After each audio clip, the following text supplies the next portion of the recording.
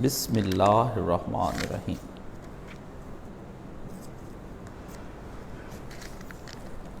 یہ ہمارے سامنے اس وقت سورہ الاعراف ہے، وہاں پر اب اس کی 26 اور 27 نمبر آیت آ جاؤ پڑھنا۔ اے اولاد آدم، ہم نے تم پر لباس نازل کیا، تمہارے جسم کے قابل شرم حصوں کو ڈھانکے اور تمہارے لیے جسم کی حفاظت اور زینت کا ذریعہ بھی ہو، اور بہترین لباس تقوی کا لباس ہے۔ یہ اللہ کی نشانیوں میں سے ایک نشانی ہے، شاید کہ لوگ اس سے سبق لیں۔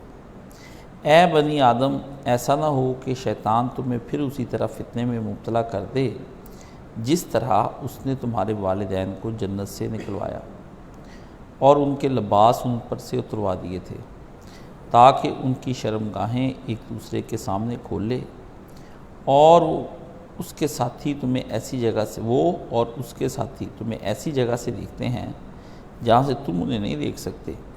ان شیاطین کو ہم نے لوگوں کا سرپرست بنا دیا جو ایمان نہیں لاتے۔ یہ جو آیات ہیں ان کا لب لباب یہ ہے کہ اس میں اللہ تعالیٰ نے حقیقت لباس اور فلسفہ لباس دونوں کو کھول کر رکھ دیا۔ لباس کے معاملے کے اندر انسانیت جب تک کچھ نہ کچھ خدائی تہذیبوں کو مانتی تھی، یعنی جن تہذیبوں کے اندر الہ کا کوئی تصور موجود ہے، چاہے شرک کے ساتھ ہو اور چاہے بغیر شرک کے ہو، ان سب تہذیبوں کے اندر لباس ایک بڑی قیمتی چیز تھی اور حیا کو ایک اہم عنصر سمجھا جاتا تھا، اور انسان لباس کو جو ہے بے لباس ہونا عیب سمجھتا تھا۔ یہ مغربی تہذیب آئی، اس نے اس تہذیب کو، چونکہ یہ بے خدا کی تہذیب ہے، اس میں تہذیب خدا کا تصور سرے سے ہی نہیں ہے، تو اس نے مادیت کو ہی سب کچھ جانا، مادیت ہی کو سب کچھ مانا۔ تو انہوں نے پھر یہ کیا کہ انہوں نے سب سے پہلا کام یہ کیا کہ انہوں نے انسان کو لباس کی اہمیت، ضرورت، حقیقت، فلسفی، ان تمام عوامل کی جڑ کاٹی۔ سب سے پہلے انہوں نے یہ فلسفہ گھڑا کہ انسان کی ابتدا جیسے بھی ہوئی، بندر سے بن کے ہوئی یا جیسے بھی ہوئی، تو انسان کے سارے معاملوں کا تعلق وحشی ہونے سے ہے، وحشت سے ہے، جنگلی ہونے سے ہے اور بے عقلی سے ہے۔ تجربات اور مشاہدات نے انسان کو رفتہ رفتہ عقل سے نوازا، یعنی انسان پہلے عقل نہیں تھی اس کے پاس، تجربات اور مشاہدات، ضروریات، ان سب چیزوں نے انسان کو وہ چیزیں کھانے کی سکھائیں، اوڑھنے کی، پہننے کی، مسکن، روٹی، کپڑا اور مکان کی جدید شکلیں جتنی بھی ہیں، یہ ساری انسان کو اس کے تجربات اور مشاہدات اور ضروریات نے اس کو آمادہ کیا اس چیز پر سوچنے پر کہ مجھے یوں نہیں یوں کر لینا چاہیے۔ وہاں سے انہوں نے یہ فلسفہ بھی نکالا کہ انسان ماں کے پیٹ سے برہنہ پیدا ہوتا ہے اور اس کی ابتدا برہنگی سے ہے اور ننگے پن سے ہے، اس لیے نیوڈٹی جو ہے، ننگا ہو جانا جو ہے، یہ انسان کی فطرت میں سے ہے۔ انسانی فطرت نے ہی انسان کو ننگا ہونا سکھایا، یہ اس کے اندر انہوں نے گفتگو کی ہے، اور اس گفتگو کے اندر انہوں نے کتابیں لکھی اور اس پہ لمبی چوڑی بحثیں کی۔ یہ سارے شیطانی دماغ کے جو لوگ ہیں انہوں نے اس پہ زور دیا، اور آپ دیکھتے ہیں کہ انہوں نے پھر کچھ تصاویر بھی ایسی بنائی کہ جس میں انسان جو ہے پہلے ننگا ہی نظر آتا ہے اور پھر کسی جگہ پر جا کر جانوروں کی کھال سے اپنا جو ہے سطر ڈھانپ رہا ہے۔ اس تہذیب نے ان کو بے حیا بنایا، جو انسان کے اندر کا مادہ تھا اس کا قتل کیا انہوں نے باقاعدہ طور پر، اور اس کی بوٹیاں بوٹیاں کر کے انہوں نے اس کو فنا کر دیا، راکھ بنا کے اڑا دیا۔ اب حدیث شریف یہاں رہنمائی یہ کرتی ہے کہ اللہ کے نبی علیہ السلام نے فرمایا جب انسان سے حیا جاتی رہے پھر وہ جو جی میں آتا ہے یا آئے وہ کرتا رہے یا کرے، جو جی چاہتا ہے۔ حیا گئی، سب کچھ ساتھ لے گئی۔ حیا اللہ اور بندے کے درمیان میں ایک پردہ ہے۔ جیسے آپ معمولی سی بات یہ سمجھ لیں کہ آپ اپنی والدہ کے سامنے ننگا ہونا پسند نہیں کرتے، ایک بالغ آدمی پسند نہیں کرتا، ایسے ہی ایک انسان احکامات ماننے میں اپنے رب کے درمیان میں ایک حیا رکھتا ہے۔ حیا کا تعلق صرف ستر سے نہیں ہے، حیا کا تعلق انسانی قلب سے ہے۔ حیا کے معنی صرف یہی نہیں ہے کہ بندہ ننگا نہ ہو، حیا کے معنی یہ بھی ہیں کہ بندہ بے غیرت نہ ہو، ٹھیک ہے، نافرمان نہ ہو، سرکش اور باغی نہ ہو۔ یا پہاڑ کی انسان نے نافرمانی کی اور جو جی میں آیا اس آدمی نے یہ کیا۔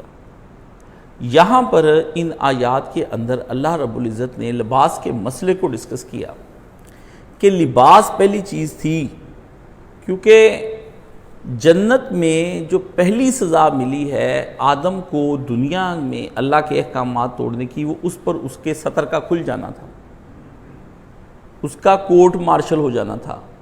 اللہ نے اسے جنتی لباس جو ہیں وہ ان سے اتروا لیے اور ان کو ننگا کر دیا۔ یہ خدا کا غضب کی انتہا تھی، یعنی جب اللہ کی نافرمانیاں عروج پر پہنچ جاتی ہیں تو اللہ ایسے فرد کو اور ایسے معاشرے کو کے اندر سے احکامات کے ماننے کی حیا اٹھا لیتا ہے اور اس کے بعد آدمی ننگا ہو کے رہ جاتا ہے۔ معاشرے ننگے جب ہوتے ہیں تو سمجھ لیں کہ معاشرے نافرمانی کی راہ پر ہیں، اور فرد جب ننگا ہو جاتا ہے تو سمجھ لیں کہ وہ بھی نافرمانی کی راہ پر ہے۔ اس لیے گناہ کی کوئی زندگی کا آغاز یہ کرنا چاہیں یا گناہ کی طرف یہ مائل ہوتے ہیں جب بھی انسان، تو آپ یہ دیکھیں کہ سب سے پہلے دولت آ جانے کے بعد آدمی ان تمام لوازمات کو اپنے گرد اکٹھا کر لیتا ہے جس کا آخر زنا ہے، جس کا آخر بے ستر ہونا ہے، جس کا آخر بے لباس ہونا ہے، جس کا آخر ننگا ہونا ہے۔ اس میں آپ دیکھیں کہ وہ سارے امور جن سے شہوات بھڑک اٹھے انسان کی، جس میں کھانا، ریشم، لباس، ایسے کھانے جو انسان کے اندر شہوت کو بھڑکائیں، شراب، خواتین کا ڈانس، ان کو برہنہ کر کے ناچنا، گانا، پرسکون پرفیوم ماحول، خاموشیاں، اقتدار کا حصول تاکہ مجھے گناہ میں کوئی پکڑ نہ سکے، ساری چیزیں جتنی بھی وہ کرتا ہے وہ صرف ایک آخر زنا کرنے کے لیے کرتا ہے۔ آخری لذت جو ہوتی ہے جہاں جا کے انسان کی لذتوں کا کلائمیکس آتا ہے اور جہاں پہ عروج پانے کے بعد چوٹی آ جاتی ہے سارے گناہوں کی چلتے چلتے چلتے، اس کے آخر میں آپ کو زنا ملے گا۔ آدمی گناہ اکٹھے کرتا رہتا ہے اور اس کا آخر میں، اور پھر وہ بے حیا ہو جاتا ہے، اور جب وہ بے حیا ہو جاتا ہے تو پھر وہ دندناتا پھرتا ہے۔ دنیا کے اندر آپ دیکھ لیں، آپ کا صرف یہ معاملہ بے ستر ہونے کا معاملہ زنا کے ساتھ ہی نہیں ہے، بلکہ بے ستر ہونے کا آپ کا معاملہ نکاح کے ساتھ بھی ہے۔ آپ کی فطرت کے اندر جب ایک شہوت کا دائیا بڑھتا ہے تو آپ نکاح کی جانب رجوع کرتے ہیں، تو سارے جتنے آپ اس کے لوازمات ہیں، اچھا عہدہ، اچھا گھر، اچھی چیزیں، تاکہ آپ اپنا نکاح کر سکیں۔ لیکن نکاح کی خوبی یہ ہے، یہ اللہ تعالیٰ کے احکامات کی صرف ایک نکاح کی خوبی نہیں ہے، چونکہ اللہ کے احکام ہیں تو اس کے اندر نکاح کی خوبی ہے۔ نکاح کی خوبی یہ ہے کہ یہ انسان کے اندر یعنی ضروریات کو احکام الہی کی حد میں رہ کر آدمی جب کوئی کام کرتا ہے تو اس کی جو اللہ نے اس کے اندر خصائل اور اچھی صفات اخلاقی حمیدہ رکھی ہوتی ہیں نا، وہ کہیں تباہ نہیں ہو پاتی۔ مثلا وہ نکاح کرتا ہے تو اس کی حیا جاتی نہیں ہے، اس کی حیا بڑھ بھی جاتی ہے۔ اللہ نے یہ نہیں کیا کہ بالکل تم اپنی شہوانی خواہشات پوری کر ہی نہیں سکتے، نہیں، جب لمٹ لگائی تو ان لمٹ کا یہ ایک اثر ہے کہ ان لمٹس کے اندر رہتے ہوئے اگر آپ وہ سارے کام کریں گے تو آپ کے اندر سے وہ جو وصف ہیں، جو صفات ہیں ایک انسان اور ایک مسلمان ہونے کی، وہ ختم نہیں ہوں گی۔ آپ ایک لمٹ میں کھانا کھائیں گے حلال کا، آپ ایک لمٹ میں گھر بنائیں گے حلال کا، آپ ایک لمٹ میں اپنی اولاد کی محبت میں مبتلا ہوں گے، بیوی کی محبت میں مبتلا ہوں گے، والدین، احباب، ریاست، کچھ بھی ہے، آپ ایک لمٹ میں جو اللہ نے بتائی ہے اس کے اندر رہیں گے تو آپ کے جتنے بھی جذبات ہیں، علوی جذبات، وہ کبھی بھی سفلی جذبات نہیں بن پائیں گے۔ یہ ایک نقطے کی بات میں نے اس کے اندر آپ کو بیان کی ہے۔ انسان کے اندر اللہ نے فطری طور پر حیا کا مادہ رکھا اور وہ اس واقعے کے پیچھے گزر گیا ہے جو آپ نے دیکھا۔ اگر سزا کے طور پر اللہ نے لباس کس چیز کے طور پر پہنایا تھا، اس میں یہ بھی ذکر آئے گا، اللہ نے یہ بھی ذکر کیا کہ ہم نے جو لباس پہنایا تھا وہ اللہ نے محض اپنے فضل و کرم اور انعام کیا تھا انسان کے اوپر۔ لباس اتارا تو بطور سزا کے اتارا، اور اترتے ہی انسان کو احساس ہوا کہ میرا انعام مجھ سے چھن گیا ہے، مجھے سزا مل گئی ہے، اور بے اختیار اس نے اپنے آپ کو پتوں سے ڈانپنا شروع کر دی۔ یہ قرآن بتا رہا ہے، یہ قرآن بتا رہا ہے۔ اب قرآن مجید کی ان آیات کے اندر اللہ پاک نے بتایا کہ یہ جو ہم نے تمہارا اچانک سے اپنے بدن کو ڈھانپ لینا، یہ احساس دلاتا ہے کہ لباس ایک انعام ہے، اور اس انعام کو اور اس شرف کو اور اس عظمت کو میں نے اپنی نافرمانی کے ذریعے سے ضائع کیا ہے۔ یہ کہاں سے آئی یہ چیز؟ فرمایا اس کے بارے میں اللہ پاک نے قرآن مجید میں بیان کیا کہ یہاں پر اللہ پاک نے اسے انزلنا علیکم کے بارے میں بیان کیا کہ ہم نے اس فطرت کو تمہارے اوپر الہام کیا۔ یہ جو انزلنا ہے، یہ عمومی طور پر جب اپنے کرائیٹیریا کے دو طرح سے آتا ہے انزلنا، یہ عطاب کے بھی آتا ہے معنوں میں، اور جہاں انزلنا کسی عام اپنے خاص پیرائے میں ہے تو وہاں پر یہ آسمانی برکات کو اترنے کا، چونکہ بارش آسمان سے آتی ہے، ہر چیز جو اعلیٰ ہوتی ہے وہ اوپر سے نیچے کی طرف اترتی ہے۔ اللہ نے اس پہ فرمایا کہ اے بنی آدم، ہم نے اس کو اتارا، اور اتارا بھی اس طرح نہیں، اس کے دو اتارنے کے معنی ہیں۔ ایک معنی اتارنے کا اللہ پاک نے یہ بتایا ہے کہ ہم نے اس کو تجھے بطور عزت و شرف تیرے اوپر نازل کیا، یہ تو ہم نے پہنایا، اور اس کے بعد اس کا بننا، اس کا بنانا، اس کی عقل ہم نے تم کو فراہم کی کہ یہ مواد پڑا ہے، اس مواد سے تم اس طرح سے کام لے سکتے ہو، ورنہ وہ مواد پڑا رہتا تمہیں پتہ بھی نہ ہوتا کہ یہ اس سے کیا کیا کام لینے ہیں۔ بیشتر چیزیں انسانوں نے بعد میں سیکھی ہیں، مواد پڑا تھا لیکن انسانوں نے بنا نہیں سکے۔ بجلی کا مواد تھا لیکن آپ دیکھتے ہیں کہ 16ویں صدی ہجری میں آپ کو بجلی نظر نہیں آتی۔ کیمرے کا مواد تھا لیکن نہیں۔ بعین ہی اللہ نے فرمایا کہ لباس کا مواد پڑا ہے، اون، ریشم، کپاس، سوت، سب پڑا ہے، لیکن ہم نے تمہیں یہ دیا کہ تم اس سے بنا سکو۔ اس لیے یہ الہام فطری ہے، اور فطرت کی جب آپ تم لوگ گفتگو کرو گے تو اس جگہ سے جا کر کے تمہیں اللہ کی وجود کی دلیل دینے میں تمہیں کوئی باک نہیں ہے۔ جو مرضی کر لیں آپ، جتنے ایتھیزم کے اور ایگنوسٹک لوگ ہیں، یہ کسی صورت میں بھی انسانی فطرت کو نہیں جھٹلا سکتے۔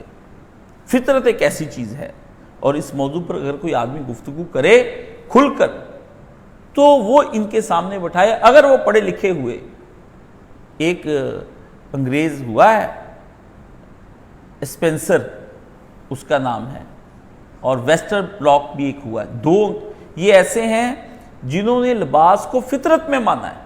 اقبال نے ان کو اپنے کلام میں جگہ دی، دونوں کے، اسپینسر کو بھی، نیتشے کو بھی، مختلف لوگوں کو، بائرن کو بھی، تو اس کو بھی جگہ دی اسپینسر کو۔ اس کے بھی مقالات بڑے شاندار ہیں، مولانا عبدالماجد دریابادی نے اس کے بہت ساری چیزوں کا کئی جگہ پہ ترجمہ بھی کیا ہے۔ اللہ پاک نے اس کے اندر فرمایا ہم نے اس لباس کے بارے میں ہم تمہیں سمجھا رہے ہیں کہ لباس کی دو چیزیں اللہ پاک نے اس میں بتائی ہیں، وہ آپ نے سمجھنے کی کوشش کرنی۔ فرمایا لباس ہے کیا چیز؟ اس پر اللہ تعالیٰ فرماتے ہیں کہ یہ اس کا کام یواری ہے۔ یواری اللہ نے اس کے اندر جو بتایا ہے وہ کیا ہے کہ وہ ڈھانکتا ہے، ڈھانپ لیتا ہے۔ لباس آتا ہے تو کیا کرتا ہے؟ ایک لباس بذات خود بھی ایک وجود ہے، وہ جو ننگے وجود کو ڈھانپ لے اور اس کی اصل حقیقت کو چھپا لے، وہ ڈھانپنا ہوتا ہے۔ مثلا آپ کوئی چیز ڈھانپتے ہیں تو آپ اس ڈھانپی ہوئی چیز کو کیا کرتے ہیں؟ آپ اس کی اصل حقیقت کو ایک اور چیز اس کے اوپر ڈال کر چھپا لیتے ہیں۔ ہنڈیا کے اوپر جو آپ سرپوش ڈالتے ہیں، جو اس کا ڈھکن ہوتا ہے، وہ یہی کچھ کرتا ہے۔ آپ کے گھر کے اندر روٹی کا رومال یہی حرکت کرتا ہے۔ کسی کے گھر میں آپ رومال دیتے ہیں کھانے کا، دسترخوان کا، اس کے اوپر، تو وہ اس کے اوپر آپ چھپا کر جب دیتے ہیں تو وہ جب کھلتا ہے تو سرپرائز مل جاتا ہے آدمی کو۔ تو اللہ نے فرمایا کہ ہم نے اس کا ایک کام بنایا ڈھانپنا۔ اب اس ڈھانپنے کے اللہ پاک نے بتائی چیزیں، جو اصل چیز اس کے اندر بحث فرمایا اس کا اعضائے صنفی کو، جو تمہارے اندر جنسی اعضاء ہیں، ان کو اللہ پاک نے فرمایا کہ میں نے اس کو ڈھانپنے کے لیے کیا بنایا؟ سوآت بنایا، سوآتکم و ریشا۔ دو چیزیں اللہ پاک نے فرمائی۔ سوآت اللہ نے فرمایا عربی زبان میں ایسی چیز ہے کہ جس کے اظہار کو آدمی اچھا نہ سمجھے۔ سوآت ایسی چیز جس کے اظہار کو، یعنی شرمگاہ کو ظاہر کرنا، آدمی کبھی سمجھتا ہے، برا سمجھتا ہے۔ اس لیے اللہ نے فرمایا ہم نے تمہارے اس فطری تقاضے کے لیے بنایا لباس تمہیں زبردستی نہیں پہنا دیا، یہ تمہاری فطرت کے اندر گوندھ کر رکھ دیا تھا۔ جب تمہارا خمیر ہم نے گوندا مٹی اور پانی کے ملاپ سے، پانی اور آٹا، اس سے روٹی بنتی ہے نا۔ آپ میری بات آپ کو گراں تو نہیں گزر رہی کہیں؟ وزنی بھی ہو جاتی بعض اوقات، ثقیل بھی ہو جاتی ہے۔ بڑا مزیدار لیکوڈ بعض اوقات پائپ کے ذریعے سے کھینچے تو کھینچتا ہی نہیں ہے، پھر وہ پائپ نکال کے پرے رکھ کے تو ڈائریکٹ منہ لگانا پڑتا ہے۔ ایسے ہی ہے۔ اللہ پاک نے فرمایا سوآتکم، فرمایا ہم آدمی کو ہم نے اس کی فطرت کے اندر زبردستی نہیں کیا۔ آپ کہتے ہیں آٹا اور پانی سے روٹی بنتی ہے، لیکن آپ کیوں یہ بھول جاتے ہیں کہ امی اس میں ایک چٹکی نمک کی بھی ڈالتی ہیں۔ آدمی بنا ہے گارے سے، مٹی اور پانی سے، لیکن اس کے اندر جو چٹکی رکھی گئی، جو ذائقہ دیتی ہے، جو لطف بڑھاتی ہے، جو انسان کو مائل کرتی ہے، نمک، وہ حیا ہے، وہ حیا ہے۔ دنیا کے سارے کھانے تیار کر لیں، ان کے اندر اگر نمک پورا نہیں تو وہ کھانا کھانے کے قابل نہیں ہے۔ میں صبح اپنے ملازم میں شوربہ اپنا صبح تیار کیا، تو میں نے اسے جب آدھے گھنٹے کا دم دینے کے بعد میں نے کہا لے کر آؤ، تو وہ لے کر آیا۔ تو اسے بھی یہ لگا چیک کرنے کے بعد کہ کچا ہے۔ میں نے کہا کچا لگ رہا ہے نا؟ کہتا ہاں جی۔ میں نے کہا چلو میرے ساتھ۔ میں کچن میں آیا، وہاں سے میں نے اس ہنڈیا کو دیکھا، اس کے مطابق میں نے پورا نمک ڈال دیا۔ میں نے اس کے بعد اس کو پلایا، میں نے کہا ٹھیک ہے؟ کہتا ٹھیک ہے۔ میں نے کہا دیکھو صرف نمک پورا نہ ہونے سے یہ کچا کچا شوربہ لگ رہا تھا، اور نمک پورا ہونے سے اب یہ پکا پکا لگ رہا ہے۔ کیسی بات ہے؟ ورنہ ہم اسے اور جلاتے رہتے تو ذائقہ اس کا نکلنا ہی نہیں تھا، چاہے اتنا سا رہ جاتا، کیونکہ اس کے اندر اس کی اصل چیز جو ذائقہ دینے والی تھی وہ نہیں تھی۔ ہنڈیا کی خوبی یہ ہوتی ہے کہ نمکین ہانڈی کے اندر پورا نمک ہو تو وہ ہنڈیا کی اخیر نمکین چیز بنتی ہے، اور میٹھی ہانڈی کی خوبی یہ ہوتی ہے کہ اس کا میٹھا چینی پوری کی پوری ہو، نہ اس سے ایک چٹکی زیادہ ہو نہ کم ہو، وہ پورا ذائقہ دیتی ہے. اسے کہتے ہیں کہ یہ ہنڈیا انتہائی معتدل اور لذیذ بنی ہے. جس میں کم ہو جائے وہ بھی گئی، اور جس میں زیادہ. جس عورت کو یہ فن آ گیا نمک کا اور چینی کا، وہ سب کچھ کام کر گئی. انسانی معاشرہ ساری دنیا نے ترتیب دینے کی کوشش کی ہے. ہیگل نے، مارکس نے، فلسفوں نے، سائنس، لیکن ہنڈیا کو جو پورا انبیاء نے کیا ہے ایسا کوئی نہیں پورا کر سکا. کسی کا نمک کم تھا تو کسی کا زیادہ، کسی کا میٹھا کم تھا اور کسی کا زیادہ. اس لیے انسانیت کو سکون نہیں آیا. انسانیت ہمیشہ اعتدال کی تلاش میں رہی ہے، اور اعتدال سوا انبیاء علیہ السلام کی تعلیمات کے کہیں آپ کو نہیں ملے گا. اس لیے اللہ نے قرآن مجید کا یہ ذکر فرماتے ہوئے کہا کہ ہم نے اس لباس کو، سب سے پہلی جو چیز اس کے اندر ہے وہ اخلاقی ضرورت ہے، جسمانی ضرورت نہیں ہے. اللہ نے فرمایا تمہارا وجود جو ہے اس کا یہ تقاضا ہے کہ اس کی پہلے اخلاقی ضرورت پوری کی جائے، بعد میں اس کی کوئی مادی ضرورت پوری کی جائے. سمجھ میں ایک بات اس سے آئی کہ انسان کی اخلاقی ضروریات پوری ہوتی رہیں تو وہ مادی ضروریات کی کمی بیشی کو برداشت کر کے زندگی گزار جاتا ہے. آپ کے اندر روزہ کیا کرتا ہے؟ روزہ آپ کے اندر اخلاقیات کا اتنا زبردست مادہ پیدا کر دیتا ہے کہ آپ موجود حلال کو بھی آپ کے اوپر حرام کر دیا جاتا ہے کہ یہ 8-12 گھنٹے تمہارے لیے یہ موجودہ حلال حرام ہیں. اتنی پریکٹس ہمیں تمہیں کرا دی کجا کے حرام جب تمہارے سامنے ہے اور تم اس حرام کو حرام سمجھتے ہوئے بھی کھانے کی کوشش کرو، وہ تو بڑی دور کی بات ہے. تم نے تو حلال پر پریکٹس کی ہوئی ہے. بیوی کو جو حیض آتا ہے، حیض کے بغیر بھی بچہ ہو سکتا تھا، لیکن اللہ نے حیض اس لیے بنایا کہ مرد کو حلال کے اوپر بھی صبر سکھایا. حلال کے اوپر بھی صبر سکھایا.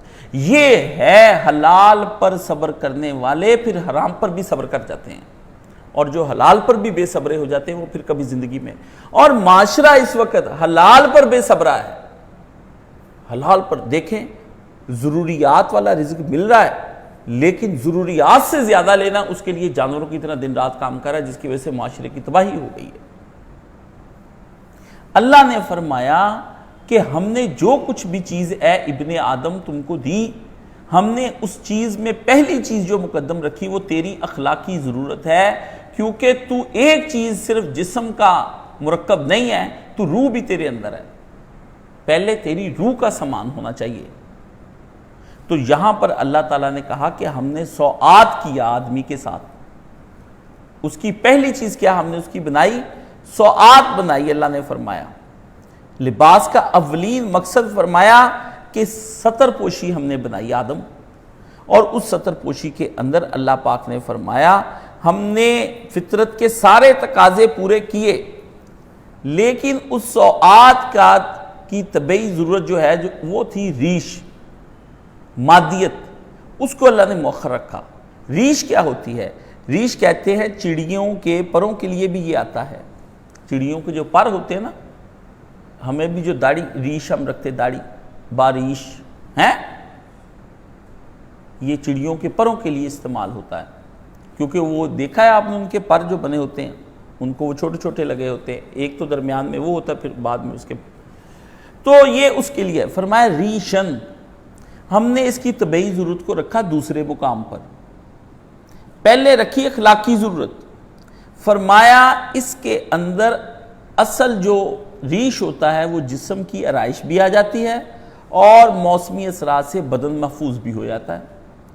فرمایا ہم نے جانوروں کے اور تمہارے درمیان میں ایک ایسا معاملہ کر دیا ہے کہ جانوروں کو تو جو ہم نے پہنا دیا ہے ان کی کھال ہی ان کا لباس بن گئی،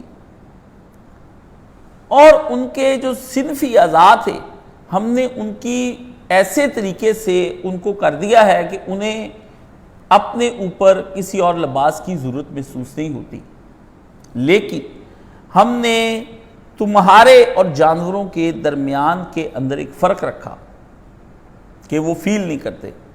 اللہ نے فرمایا جانوروں کو اپنا جسم چھپانے کی ضرورت کوئی نہیں، ان کی جبلت میں کوئی ایسی شے ہی نہیں رکھی کہ وہ اپنے تھنوں کو، جیسے ایک عورت کی چھاتیاں ہیں، بکری اور بھینس اپنے تھنوں کو چھپائے، ایسا کوئی دائیا ہم نے نہیں اس کے اندر رکھا۔ یا اس نے اپنی جو پیشاب پخانے کی چیزیں ان کو چھپاتا پھرتا ہے وہ سب لوگوں سے، ایسا کوئی دائیا نہیں ہم نے رکھا اس کے لیے، کوئی اس کی فطرت کے اندر محرک نہیں، کوئی موٹیویشنز نہیں ہیں اس کے اندر۔ لیکن تمہارے اندر ہم نے جانوروں سے تمہیں ممتاز کرنے کے لیے اور نمایاں کرنے کے لیے یہ چیز تمہارے اندر رکھی۔ فرمایا اب آیا یہاں پر شیطان، اس اب جھول ڈال دیتے ہیں، ابھی عید آئے گی، وہ آپ کو یہ بتا رہا ہے۔ اللہ نے فرمایا اس نے تمہارے اندر سے سوات کا مادہ ہی نکال دیا، چھپانے کا مادہ، ریش ہی ریش رہنے دے دیا، زیب و زینت، چھپانے والا جو سطح تھا اس کو فرمایا اس لیے وہ تم کو گھسیٹ کر انسانوں کے زاویے سے نیچے لے آیا۔ چیز تھی اتنی اچھی کہ ہم نے آسمان سے برکتوں کے حصول کے لیے تجھ کو نازل کیا، اعلیٰ چیز تھی، تو نے اس اعلیٰ چیز کا نے ان آیات کے اندر فرمایا کہ ہم نے ریش بھی بنایا، اور یہ ریش اس لیے بنایا کہ تمہارے اندر بہت سے ننگے دڑنگے پیر آئیں گے، بابا ننگا شاہ، بہت سے جوگی آئیں گے جو ننگے رہتے ہیں، بہت سے لوگ ایسے ہوں گے جو لنگوٹی باندھ کر آپ کو پھرتے نظر آئیں گے۔ اور اس کا رد اگر کسی آدمی نے دیکھنا ہے، قرآن کی اس وسعت کا اندازہ کوئی آدمی لگانا چاہتا ہے تو دو جگہ پر اس کو نظر آئے گا، ایک مذہبی اور ایک غیر مذہبی۔ مذہبی اگر آپ نے کسی نے اس کا رنگ دیکھنا ہے تو ہندوستان چلا جائے۔ کل ہی میرے سامنے ایک بابا جی کی ویڈیو، مریدنی کی ویڈیو آئی، جو بابا جی الف ننگے رہتے ہیں، ان کے کہنا ہے اس فرقے کو وہ کہتے ہیں بال،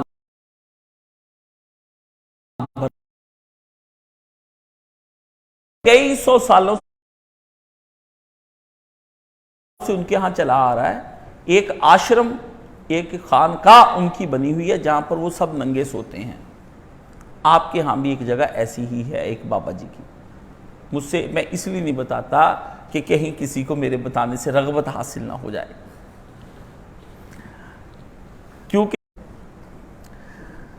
یہ میں اس لیے بات بتا تو اللہ فرماتے ہیں کہ اس تصور کو، جوگیانہ تصور کو ختم کرنے کے لیے اللہ پاک نے فرمایا کہ کچھ ایسے بھی ہوں گے جو اس لباس کو زینت نہیں سمجھیں گے، جبکہ تیرے لباس اس کو زینت اور رائش کے لیے بھی بنایا، تو مخلوق ہی اتنی اعلیٰ لباس پہنا ہے، یہ کہیں نہیں آیا، سب اپنی فطرت میں موجود ہیں، جو جیسے تھا وہ ویسے ہی ہے۔ ہم ایک ہیں کہ جس مخلوق کو اختیار حاصل ہے اور ہم کو لباس پہنایا گیا، فرمایا یہ ہے وہ خلت خلافت، یہ ہے وہ خلافت کا لباس جو ہم نے تجھ کو پہنایا، جو باطناً بھی پہنایا اور تجھے ظاہراً بھی ہم نے پہنایا۔ یہ اس مسئلے پر آ کر انسانیت کا اچھا۔ دوسرا یہ تھی کسی خدا کو ماننے والی تہذیب، چاہے وہ شرک کر رہی ہے، اور دوسرا تصور مغرب کا وہ آیا ہے جو وہاں پر نیوڈزم اور پونوئزم، ننگے پن کو رکھنے کے لیے امریکہ میں، لندن میں، فرانس میں، جرمنی میں، انگلینڈ میں، مہذب ملکوں کے اندر ننگے لوگوں کی ریلیاں نکلتی ہیں، ان کے ہاں سے ایل جی پی ٹی، ان کے گیز اور ان کی لیزبینز، ہم جنس پرست نکلتے ہیں، پوری کروز یعنی بحری جہاز ٹائٹینک جیسا ہر سال ان کا مئی میں نکلتا ہے، بہار میں، اپریل میں، اور 3 مہینے وہ مختلف جزیروں اور مختلف ملکوں کے ساحلوں کا دورہ کرتے ہوئے الف ننگے لوگ پوری سمندروں کے اندر پھرتے ہیں۔ ظاہر الفساد فی البر والبحر، باہر کے فساد کی مجھے سمجھ نہیں آتی تھی، بر کی تو مجھے آتی تھی کہ کیا کر دیا ہے، لیکن مجھے یہ سمجھ نہیں آتا تھا کہ خداوند عالم نے یہ باہر کا لفظ کیا بولا ہے۔ اور باہر کا لفظ اس حوالے سے بھی تھا کہ اس وقت قزاق اور ڈاکو تھے جو بحری جہازوں کے ذریعے سے ڈاکے مارتے تھے۔ لیکن باہر کا یہ تصور اس جدید تہذیب نے دیا کہ باہر کے اندر گندگی اور فساد پھیلا دو، وہ پورے کے پورے 8 منزلہ جہاز ناچتا گاتا شرابیں پیتا دعوتیں اڑاتا، اس جہاز میں کوئی آدمی بھی کپڑا پہن کر نہیں داخل ہو سکتا، اس کے جتنے بھی نوکر ہیں اور اس کے چلانے والے، رہنے والے، کھانے والے، پلانے والے، ٹائٹینک کی مانند یہ آج سے 20 سال پہلے رپورٹ چھپی تھی۔ اب تو اللہ جانے کیا اس کا عالم ہوگا۔ اور اس کے علاوہ ہر سال انہوں نے کچھ پارکس بنا دیے ہیں کہ ان پارک کے اندر بھی آپ کو ننگے داخل ہونے پڑے گا، آپ کپڑا پہن کر جاتے ہو، اور ہاں کیمرہ لے جانے کی اجازت ہے آپ کو۔ اس پر انہوں نے اس کو پر لطف اور مزیدار بنانے کے لیے اور چٹخارے دار بنانے کے لیے انہوں نے پورنوگرافی کا آغاز کیا، یعنی تہذیبیں برباد کرنے کے لیے اولین چیز ہے ان کی لباس اتارنا۔ سوآت سے ان کو دور کر کے ریش بنایا، جن لوگوں نے اس کو فقط ریش تک رکھا انہوں نے بڑے بڑے اعلیٰ قیمتی لباس پہنے، پھر نہ سواد رہنے دیا نہ ریش رہنے دیا۔ اللہ نے فرمایا نہ انہوں نے شرک رہنے دیا نہ توحید رہنے دیا، وہ بن گیا بے خدا کا معاشرہ۔ شرک والے پھر خدا کو مان کر شرک کرتے تھے، نہ سواد رہا نہ ریش رہا، نہ عیاشی کے لیے زیب و زینت باقی رہ گئی، نہ تن ڈھنکنے کے لیے حیائیں باقی رہ گئیں۔ یہ اس تہذیب کا قرآن مجید نے اس کے اندر بیان کی۔ اس لیے میں نے کہا قصہ ابلیس و آدم، اگر کوئی نوجوان اٹھے جو سید مودودی کے قلم جیسا اور سید مودودی کی سوچ جیسا، وہ نوجوان اٹھے اور اس پورے قرآن میں سے صرف قصہ ابلیس و آدم تک، یہ اترنے تک کا اور کائنات کو سے پہلے تک کے صرف قصے کو اس پر کتابوں کے ڈھیر لگا کے مغرب سے حوالے لکھ کر ایک لائبریری تیار کر دے، باقی نبیوں کا چھیڑے نہیں۔ اس کو اگر کوئی آدمی کو لڑکا زندہ کر گیا، اس آنے والے دور کا صرف وہ مجدد ہے، اس کے علاوہ کوئی اور مجدد نہیں ہو سکتا۔ پوری کفر کی تہذیب لمحوں میں گرتی ہے، جس پر ہماری تحریکیں، تنظیمیں، جماعتیں، کانفرنسیں، مولویوں کا سارا بیڑا غرق ہو گیا نا۔ ہر سال 50,000 سے لے کر 55,000 درس نظامی نکلتے ہیں اور ان میں سے کسی کو یہ شعور حاصل نہیں۔ یہ میرا اپنے استاد جی کے پاس بیٹھ کر اور علماء کے پاس بیٹھ کر اور مختلف تفاسیر پڑھنے سے اللہ کے محض فضل و کرم سے یہ نتیجہ نکلا ہے۔ یہ 2 چیزیں اللہ پاک نے فرمایا، انہوں نے پھر جوگیانہ تصور دینے کے بعد اس کو ایک نیم اوریانی کو ایک مذہبی تقدس دیا۔ آپ دیکھتے ہیں ہندوازم میں عورت کا آدھا ننگا رہنا لازم ہے، یہ تو اب پورا بلاؤز آیا ہے، ورنہ ان کے ہاں انگیا ہوتی تھی جو صرف اس چھاتی کے حصے کو اور یہاں سے صرف تنیاں آتی تھی، اس میں بھی چھاتی کا یہ حصہ جو سینٹر والا ہے یہ ننگا رکھا جاتا ہے یہاں تک، اور اس سے زیادہ گوپیاں نہیں پہنتی تھی جو کرشن جی کو لے کر جاتی تھیں اور آتی تھیں۔ ان کی جو مورتیاں اور تصویریں ہیں وہ اس چیز کا، اور نیچے سے ان کی حیا کے لیے اتنا ہی تھا کہ ناف کا نچلا بٹن نظر آنا لازمی ہے، بیلی بٹن آپ کا جو ناف کا یہ ہے سوراخ، یہ نظر آنا لازم ہے۔ اس کو وہ یہاں سے اٹھانے کی بجائے جہاں سے ہڈی کا کولے کا پہلو چلتا ہے یہاں سے نصف آپ کا جو پنڈلی جو ران ہے یہاں تک آتی ہے۔ اس سے پہلے ان کے ہاں کوئی تصور اس چیز کا نہیں پورے جسم کو ڈھانپنے کا۔ یہ مسلم معاشرہ یہاں پر آیا تو انہوں نے ان کو کچھ پہننا اوڑھنا سکھایا، ورنہ ان کے پرانی دیو مالائی افسانوی باتیں جو یہ موویاں بناتے ہیں اس کے اندر ان کے بادشاہ بھی آپ کو ننگے ہی نظر آئیں گے، بندے پہنے ہوں گے، عورتوں کی طرح ہار شار پہنے ہوں گے، ننگے نظر آئیں گے۔ یہ وہ چیز تھی جس کو اللہ رب العزت نے اس مسئلے کے اندر یہاں پر اللہ پاک نے اس کو ڈسکس کیا، فرمایا۔ اس کے بعد یہ فرمایا کہ یہ جو ہم تمہیں بتا رہے ہیں کہ یہ بات تم اپنے ذہن میں رکھ لینا کہ جتنا متقی ہوگا اتنا ہی بے ستر ہونے سے بچے گا۔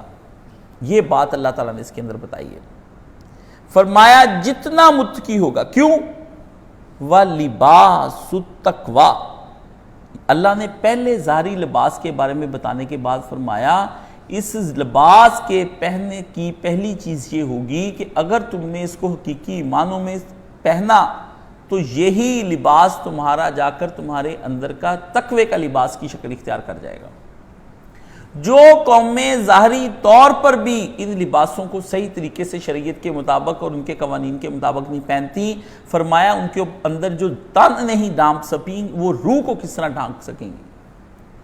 لباس آدمی کی کمزوریوں کو چھپاتا ہے۔ آپ کی اپنی قمیض اتارتا تو آپ ہنس پڑتے ہوئے اندر سے تم کانگڑی پہلوان نکلے ہو، اتنی سی ہڈیاں، اتنا سا، اور لباس ہی جس وقت اترتا ہے تو لوگ کہتے ہیں کہ 6 پیکس بنے ہوئے ہیں اور ماشاءاللہ کیا خوبصورت ہے، ویٹ لفٹر ہے، پتہ لگتا ہے انگ انگ کے اندر قوت اور طاقت بھری ہوئی ہے اور ہر چیز اس طرح بنی سوری۔ اس کا مطلب ہے کہ لباس خوبی کو بھی اجاگر کرتا ہے اور لباس خامی کو بھی اجاگر کرتا ہے۔ فرمایا جس کی روح کی کمزوریاں اگر کوئی آدمی ڈھانپنا چاہتا ہے تو اس کے لیے تقوی ایک ایسا لباس بن کر سامنے آئے گا جس کے بعد اس کی روح کی کمزوریاں اس کو بچا دے۔ فرمایا حیا ہی تقوی ہے۔ حیا کا تعلق ستر ظاہری سے بھی ہے اور باطنی سے بھی ہے، اور اللہ تعالیٰ نے اس کے بارے میں فرمایا کہ آدمی کا ظاہری لباس، آدمی پورا شرعی ظاہری لباس پہنتا ہی تب ہے جب وہ اندر سے متقی ہوتا ہے۔ جب وہ اندر سے متقی نہیں نہ ہوتا، وہ ظاہری لباس جو شریعت نے جو پابندیاں لگا کر اس کو بتائی ہیں، فرمایا وہ شریعت نے جو پابندیاں لگائیں وہ ظاہری لباس کا بھی پورا اہتمام نہیں کرتا۔ شریعت کی ایک چھوٹی سی پابندی یہ ہے کہ آدمی زنانہ لباس مرد نہیں پہنے گا اور عورت مردانہ نہیں پہنے گی۔ آج عورت کس لباس میں ہے اور مرد کس لباس میں، یہ آپ پر انحصار ہے۔ جب تک ہمیں شعور نہیں تھا ہم بھی بڑے گہرے مہرے لباس پہنتے تھے۔ مہندیوں پر آپ دیکھ لیں، چھینٹ کی کرتیاں کسی زمانے میں چلتی تھی ہمارے دور میں، اب وہ تو وقت گزر گیا۔ کسی زمانے میں پلچھی اور چھینٹ دو چوڑے موڑے کپڑے ہوتے تھے، ان دو کپڑوں کے لباس پہن کر لڑکے مہندی میں نہیں جاتے تھے تو وہ مہندی لڑکے کی مہندی نہیں مانی جاتی تھی، اور وہ پراپر عورتوں کے لباس تھے، اتنے رنگین اور ملٹی کلرز لباس تھے وہ سارے۔ سمجھ گئے؟ لباس مہنگا پہن کر آتے ہیں، اتنے کوٹ شوز، نتھ اور بالیاں۔ یہ بھٹو خاندان کا لڑکا ذوالفقار علی بھٹو، جو اس بھٹو کا پوتا ہے جو مر گیا ہے مرحوم بھٹو کا، اس نے لندن میں جو کچھ کیا ہے اور اب جو آ کر وہ یہاں پورے پاکستان میں کر رہا ہے، آپ اس کو دیکھ لیں۔ کتھک ڈانس کے اندر جو آپ کا مہاراج کتھک ڈانس آپ کو کرواتا ہے، اس کے اندر شیما کرمانی یا کوئی اور ہوں جتنی بھی ہیں کتھک ڈانس کے اندر، اس میں مرد کو عورت کا لباس پہنا کر وہ جو اس طرح کا کرتا پھرتا ہے، آنکھیں اوپر نیچے کر کے، اس میں مرد کے پاؤں میں گھنگرو ہیں اور اس کے پاؤں میں لباس ہے۔ عورت کا لباس بالکل ہندو گوپیوں کی طرح کا کر دیا گیا ہے۔ بس اب یہ ہے کہ وہ جو چیزیں پہنتی تھی ان کی بننے کی جو چیز تھی وہ انسانی ہاتھ تھے۔ اب جو اپرز اور ٹاپس پہنی جاتی جن کو آپ اپر اور ٹاپس کہتے ہیں، ٹھیک ہے، نئے نام آگے نا، گناہوں کے نئے نام ہوتے ہیں، تو نئے اس کے جو آپ گناہ کا نام نہیں بدلیں گے وہ گناہ پھر آپ کو گناہ بن کے آپ کی روح کو تڑپائے گا، تو اس کا نام بدل دو۔ اس سے پھر یہ ہو جاتا ہے کہ ظاہری طور پر کچھ سکون رہتا ہے دماغ کو، اور کوئی بیرونی آدمی جو آپ کی اخلاقیات کو درست کرنے کے لیے آپ پر حملہ آور جس وقت ہوتا ہے کہ مسلے اور ناسے، تو آپ کو ڈیفینڈ کرنے کے لیے آپ کے پاس ایک لفظ ہوتا ہے جو کہ آپ کے اس گناہ کو جواز بخش دے، اور وہ اسے کہے کہ آپ تو فرق ہی نہیں کر پائے ہیں، بے لباس ہونا اور اپر کا لوز ہونا اور اپر کا تھوڑا سا سمارٹ ہونا، فرق کر کے جیو۔ یہ ہمارے ساتھ جب ڈسکشنز ہوتی ہیں لوگوں کی، وہ ہمیں یہ کچھ کہتے ہیں۔ فرمایا آدمی کا لباس، جس طرح لباس کے اندر 3 چیزیں ہوتی جب پہنتا ہے، کپڑا 2 چیزوں سے بنتا ہے، ایک ہوتا ہے تانا اور ایک ہوتا ہے بانا، اور اس کے بعد تانا بانا لگنے کے بعد ہوتا ہے کہ نہیں ہوتا ہے، کپڑے کا کام آپ کرتے ہیں، کہتے ہیں یہ 80-80 کی لون ہے، کس کی ہے؟ 80، یہ 60-80 چلیا ہے۔ میں بھی چونکہ کپڑے والوں کا لڑکا ہوں اور میں نے عمر بھر کپڑے کا ہی کام کیا ہے اور آج تک بھی تھوڑا بہت کرتا ہوں، تو تانا اور بانا، ایک اس طرح تار جا رہی ہے اور ایک اوپر سے نیچے آ رہی ہے، اسی سے کپڑے کی شائستگی، شستگی، نفاست، ہر چیز اسی سے پتہ چلتی ہے، اس کا گف ہونا اسی سے پتہ چلتا ہے۔ وہ جتنا اچھا اور فائن ہوگا بنت اس کی اتنی ہی کمال کی وہ چیز ہوگی، دیرپا ہوگا اور خوبصورت ہوگا۔ ایک ہے، یہ ہے وہ کپڑا جو آپ بازار سے لے آتے ہیں، ایک اس کے اندر چیز ہوتی ہے، جب آپ اس کو لاتے ہیں تو لانے کے بعد آپ اس کو سیتے ہیں، ایک اس کی سلائی ہوتی ہے۔ لباس ایک ہوتا ہے لیکن آپ دیکھیں کتنے مراحل سے گزر کے وہ لباس بنتا ہے، یہ آپ دیکھ لیں۔ اسی طرح انسان کا تقوی کتنے ہی مراحل سے گزر کر پھر تقوی بنتا ہے، اس کی نیکیاں، اس کی 2 4 5 7 نیکیاں، 3 4 دن کی نمازیں اور غیر مستقل دین پر رہنا اور استقامت نہ دکھانا، اس سے تقوی اس کے اندر نہیں آئے گا۔ مراحل ہیں اس کے۔ تو فرمایا آدمی کے وقار میں جس طرح لباس اضافہ کرتا ہے، اس طرح آدمی کی باطنی تقوی کے اندر بھی، اس کے وقار کے اندر اللہ تعالیٰ اضافہ فرماتے ہیں۔ تو تقوی کا جو لباس ہے اس کے بارے میں فرمایا کہ اس کے اندر اللہ نے فرمایا کہ چیزیں کیا ہیں، تانا اس کا حیا کا ہے اور بانا اس کا خوف خدا کا ہے۔ حیا فطری داعیہ اندر کا ہے اور خوف وحی کے ذریعے سے اس کے اوپر نازل ہوتا ہے۔ اندر کی وحی کو حیا کہتے ہیں اور باہر کی وحی کو خوف خدا کہتے ہیں۔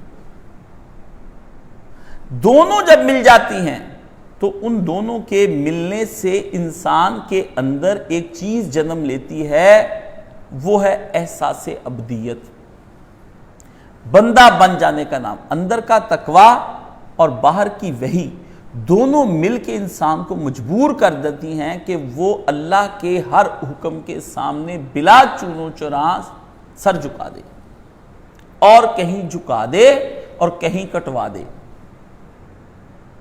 جھکانے کے موقع پر جھکائے اور کٹنے کے موقع پر اکڑ کر کٹوائے۔ اسلام ہر جگہ آپ کو جھکنے کا حکم نہیں دیتا اور ہر جگہ آپ کو کٹنے کا حکم بھی نہیں دیتا کہ سجدے میں جائیں تو تم اپنا سر کاٹ کے سجدے میں رکھ دو، تو پھر مڑ کے کدھر آنا جی، دوجا سجدہ کرنے لگے، وہ تو اٹھنا ہی نہیں بعد چو، وہ تو اٹھے گا ہی نہیں آدمی سے دوبارہ۔ بلکہ فرمایا اس کو تکبر نہ بڑھاؤ، اپنے ذہنی امراض سے بھی انسان کو بچا کر کہا کہ تم کو اپنی زندگی کے اندر اگر لباس نظر نہیں آتا، فرمایا لباس کی قدر صرف وہ لوگ، قرآن مجید اس کے بارے میں کہتا ہے، کریں گے جن لوگوں کو خدا کی رہنمائی کی ضرورت ہے۔ فرمایا ذالک خیرن، ذالک کیا چیز ہے؟ لباس، تقوی کے لباس کے بارے میں فرمایا وَلِبَاسُ التَّقْوَى ذَالِکَ خَیْرٌ۔ ذالکہ کا اشارہ کس طرف ہے؟ تقوی کی جانب، لباس تقوی کی جانب۔ یہ خیر ہے، معاشرے بچ جائیں گے تمہارے، شر نہیں نظر آئے گا تم کو۔ تم جو ہر وقت کہتے ہو سکون، امن خوشحالی، سکون، امن خوشحالی، یہ سکون، امن خوشحالی کے مجموعے کو خیر کہتے ہیں۔ یہ خیر ملے گا تمہیں تب جب معاشرے کے اندر لباس ظاہری سے لے کر لباس تقوی تک کا تمہارے اندر رجحان ہو جائے گا۔ یہاں پر فرمایا ذالک من آیات اللہ، یہ ذالکہ وہ بھی ذالکہ تھا، یہاں بھی ذالکہ آیا۔ لعلہم یذکرون، دو ذالکہ آئے ہیں، پہلے پہلی کی طرف اشارہ فرمایا اور دوسرا ذالکہ کیا ہے اس کے بارے میں آپ فرمایا ان باتوں کی یاد دہانی جن کی ہدایت ابتدائی میں آدم کو ہم نے کر دی تھی، یہ تمہیں پتہ ہے آدم اور اولاد آدم کو ہم نے جو ہدایات اللہ تعالیٰ نے، یہ میں آپ سے کہہ رہا ہوں کہ کچھ چیزیں ایسی ہیں جو چیزیں اللہ تعالیٰ نے انسان کو شروع ہی میں کہہ دیا تھا کہ تم نے یہ کام کرنے ہیں، وہ چیزیں قرآن مجید سے آپ کو اکٹھی کرنی چاہیے، وہ چیزیں اکٹھی کرنی چاہیے۔ پورے قرآن مجید میں اللہ نے، یہ سورہ بقرہ کے اندر بھی آتا ہے کہ ہم نے انسان کو ہدایت دے دی تھی، آپ کو سورہ رعد میں بھی نظر آئے گا اور بھی کئی جگہ پر آپ کو نظر آئے گا۔ اللہ فرماتے ہیں یہ ذالکہ کیا ہے؟ فرمایا یہ تمہارے لیے جسم کی زیب و زینت تو ہے ہی تھی، فرمایا یہ اللہ کی نشانیوں میں سے ایک نشانی ہے، لعلہم یذکرون، اللہ تعالیٰ نے فرمایا لعلہم یذکرون، تاکہ لوگ اس سے سبق لیں۔ اور یذکرون کا ایک معنی سبق لینا بھی ہے اور ایک معنی یہ بھی ہے کہ تاکہ لوگ ادائے شکر کریں، شکر کریں۔ یہ ہم نے تمہیں شکر کے مقام پر لا کر کھڑا کر دیا ہے، یہ لباس ایسے نہیں ہے، اس پہ شکریہ بنتا ہے اور سجدے بنتے ہیں، تعظیم بنتی ہے۔ یہاں پر اللہ تعالیٰ نے جو اصل بات اس کے اندر فرمائی ہے وہ یہ فرمائی ہے کہ لباس کے معاملے میں اس خیر مطلوب کو پہنچنا کبھی بھی تمہارے بس میں نہیں تھا، یہ تو اللہ تھا جس نے اس خیر کو تم تک پہنچا دیا۔ یہاں سے ایک چیز کیا نکلی، ایک چیز اور بھی نکل آئی جو مجھے بڑی اچھی لگی، اس کو پہنچ کر میں نے سمجھا، یہاں سے ضرورت انبیاء نکلی کہ وہ قومیں جو فلسفوں کے ذریعے سے اپنے دماغوں سے اور اپنی جھوٹی موٹی عقلوں سے اور خود ساختہ تجربوں مشاہدوں سے جو فالس کلیمز کرتے ہیں، سارے کے سارے جھوٹے دعوے ان کے، اللہ فرماتے ہیں کہ یہاں سے پتا چلا کہ یہ جو ہم نے تمہیں خیر دی ہے، یہ جو انبیاء کی ضرورت محسوس تمہیں یہاں نبیوں کی ضرورت، جب عقلیں تھک جائیں، اپنے خیر کو نہ پہچان پائیں، اپنے شر کو نہ پہچان پائیں، تو وہاں کسی ایک ایسے کی ضرورت پڑ جاتی ہے کہ وہ ایسا ہو کہ اس خیر کو خیر کی اصل شکل میں دکھائے اور باطل کو باطل کی اصل شکل میں دکھائے، اور خود بھی اس کو اس کا پورا دراک ہو کہ یہ خیر اور باطل ہے۔ ورنہ ایسے بھی لوگ ہیں جو خیر کو شر بنا دیتے ہیں اور شر کو خیر بنا دیتے ہیں۔ تھا جو نہ خوب بتدریج وہی خوب ہوا کہ غلامی میں بدل جاتا ہے قوموں کا تدریج۔ یہ اللہ پاک نے ان آیات کے اندر فرمایا۔ فرمایا جو آدمی اس خیر کو لینے میں اللہ کی سرپرستی قبول نہیں کرتا، پھر ہوتا یہ ہے کہ یہ خیر ان کے لیے وبال بن جاتا ہے۔ پھر وہ خیر ڈھونڈتے ڈھونڈتے ایک شر کے پاس چلا جاتا ہے جو اسی شیطان کا ہوتا ہے جس نے تمہارے ابا کو جہنم سے نکلوایا تھا۔ پھر تم اسی شر کے پاس چلے جاتے ہو جس نے اس وقت تمہارا لباس اتروایا تھا، جس نے اس وقت تم کو ننگا کیا تھا۔ میں نے جو عزت کا لباس تمہیں اس وقت پہنایا تھا اور تمہارے باپ نے جو غلطی کر کے وہ لباس اتار دیا، اور پھر میں نے رحم کر کے دوبارہ تمہارے باپ کو لباس پہنا دیا۔ کیوں؟ تمہارے باپ نے فوری طور پر ابھی تقوی کے اس مقام پر تھا کہ اس نے ان پتوں کو دوبارہ سے لباس میں بدلنے کی کوشش کی، تو ہم نے اس کی اس کوشش کو دیکھتے ہوئے اور اس کے گناہ پر توبہ کرتے ہوئے کوشش اس نے کی، اپنے عمل کیا کیا کہ عملاً توبہ جو کی کہ اس نے اپنے ستر کو ڈھانپا، اور قولاً کوشش اس نے کی ربنا ظلمنا انفسنا وان لم تغفر لنا وترحمنا لنکونن من الخاسرین۔ دو کوششوں میں سے اول کوشش جو اس نے کی وہ عمل کی اور بعد میں توبہ اس نے قول کی۔ اس سے سمجھ میں آتا ہے کہ آدمی اگر توبہ کرنا چاہتا ہے، پہلے اس توبہ کے لیے جو عمل کی ضرورت پڑتی ہے قول میں، پہلے جو عمل کی ضرورت پڑتی ہے، پہلے وہ عمل کرے، اس کی توبہ اتنی سچی ہوئی۔ کسی کا حق مارا ہے نا تو منہ سے توبہ کرنے کی بجائے پہلے پیسے دے کے پھر سجدے میں گر جائے۔ کسی کے ساتھ ظلم کیا ہے تو پہلے معافی مانگے، پھر ادھر آ کے سجدے کے اندر گرے۔ میں پہلے توبہ کر کے بعد میں عمل کرنے جاؤں، یہ تمہاری کچی کچی توبائیں اللہ فرماتے ہیں ہم زیادہ سنتے ہیں۔ یا اللہ میں نماز پڑھوں گا، میں توبہ کرتا ہوں پیچھے۔ اللہ نے فرمایا جیڑی ہون فرض ہوئی ہے نا، اثر دے ٹائم ہی تینوں یاد آیا، پہلے تو یہ تھا پڑھنا، ہون ہی پتہ لگتا تیری توبہ قبول ہوئی ہے یا نہیں ہوئی، تیرا دل توبہ قبول کر لوں، مجھے پتہ لگ جائے گا تو یہ یہاں پر توبہ میں کل دینے جاؤں گا، کوئی کل نہیں آنی۔ فرمایا پہلے عمل کر کے دکھاؤ، ابھی چھوڑو گناہ کو سامنے ہمارے، ابھی چھوڑو۔ اس لیے جس وقت وہ 99 قتل 100 کیے اس نے تو کرنے کے بعد گیا ہے تو پہلی شرط اس نے کیا لگائی ہے عالم دین نے، اس نے کہا بھائی جان توبہ تو ہو جائے گی قبول، پر شرط ایک ہے کہ بروں کی بستی چھوڑ کر نیکوں کی بستی میں چلے جاؤ۔ وہ اس نے کہا اچھا جی، اور اس نے جاتے ہی پہلا اقدام جو کیا ہے وہ بروں کی بستی چھوڑی ہے، اور وہ جا رہا تھا نیکوں کی بستی کی جانب، اور فاصلہ ادھر کا زیادہ اور ادھر کو چھوڑے کو کم تھا، اور موت ہو گئی۔ تو رحمت نے اس کو فوری طور پر بہانہ بنا کے زمین سرکا کے، فرشتوں کو بھی خبر نہیں لگنے دی کہ یہ کیا ہو گیا کہ جنگل کا جنگل ہرا ہو گیا۔ فرشتے کہتے یہ تو کوئی بات نہیں ہوئی، آپ نے کہا تھا کہ اس کی پوری پوری جزا دیں گے۔ تو رحمت نے فرشتوں کو عدم علم غیب رکھا ہے، سارے معاملے رحمت نہیں بتاتی ان کو، سارے معاملے نہیں، ورنہ وہ بحث کیوں کرتے آ کے دونوں کے کس نے لے کے جانا ہے؟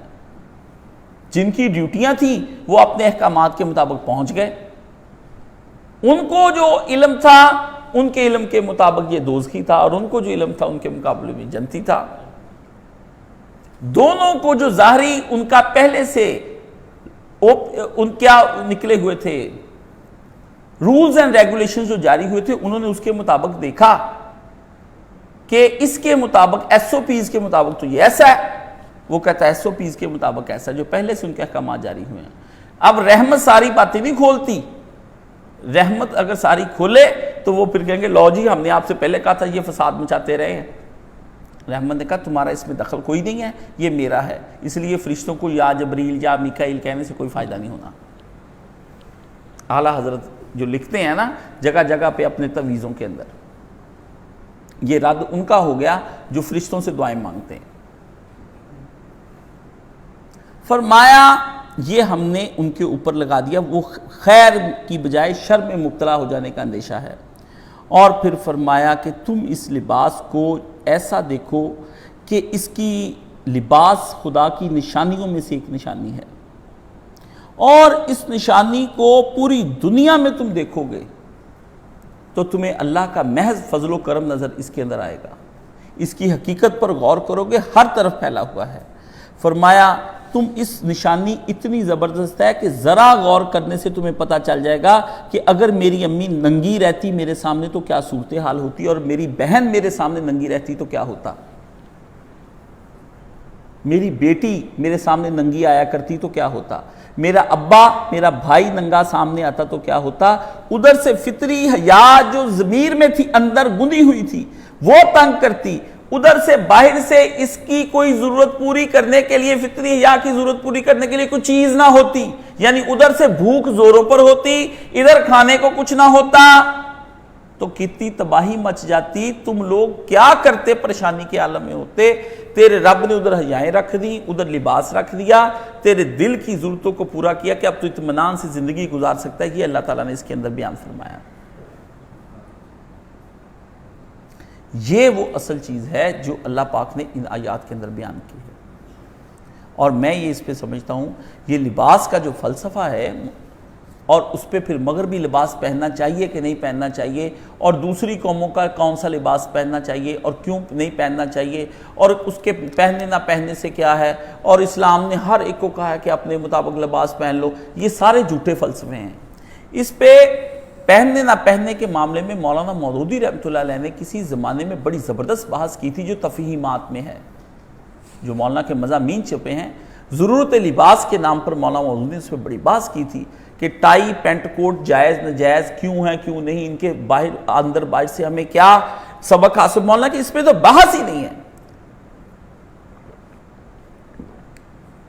بظاہر ٹائی پینٹ کوٹ کیا کرتے، کچھ کرتے، یعنی آپ اگر ٹائی پہن لیں گے تو آپ کو نماز پڑھنے سے روکتی ٹائی، آپ نے ٹائی پہنی ہو تو آپ نماز پڑھ لیں تو نماز تو ہو جائے گی، پینٹ کوٹ سے بھی ہو جائے گی، ہر چیز سے نماز ہو جائے گی آپ کی، دھوتی پہن لیں، جانگیا پہن لیں، کسی سے پہن لیں، کوئی چیز آپ کو نماز پڑھنے سے نہیں روک سکتی۔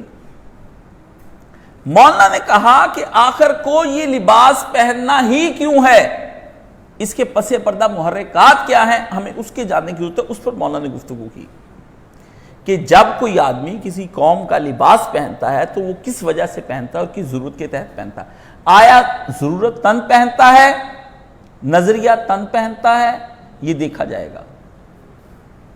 لباس جو ہے یہ لباس جو ہے اس کے اندر ریشن زوائد کی حیثیت رکھتا ہے، یہ زیادت ہے، ضرورت نہیں ہے۔ ضرورت ہماری اولین جو ہے وہ اخلاقی ہے، پھر بعد میں ضرورتن بنتی ہے۔ اس کے اندر آرائش جو ہے، اچھا کپڑا پہننا، یہ زوائد میں شامل ہے، یہ آپ کی ضرورت میں نہیں ہے کہ مجھے ضرورت ہے اچھے اور مہنگے لباس کی۔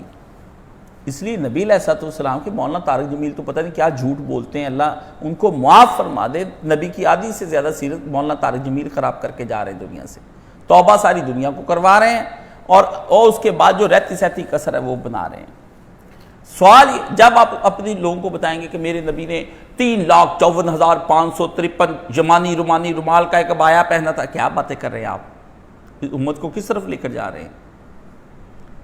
کہیں سے جبہ آ گیا اور کسی نے امیر آدمی نے تحفہ دے دیا، رسول اللہ نے اس کو رکھ دیا عید کے روز یا کسی روز میں پہننے کے لیے، کیا وہ اس بات کی دلالت بن جاتی کہ نبی علیہ السلام کی عادت مبارکہ یہی تھی کہ نبی کی ساری امتی بھوکے مریں اور نبی پہنے لباس دنیا کے اندر 3,54,000 روپے کا، وہ حلہ ایسے بنا تھا ویسے بنا تھا۔ جب اس امت کا بیڑا غرق ہوا ہے نا، اس امت کا بیڑا غرق اس وقت ہوا ہے جب یہ عیاشی میں سویا کرتے تھے اور بیٹھ کے رومی لونڈیوں کو منگا کے تو ان کے جسم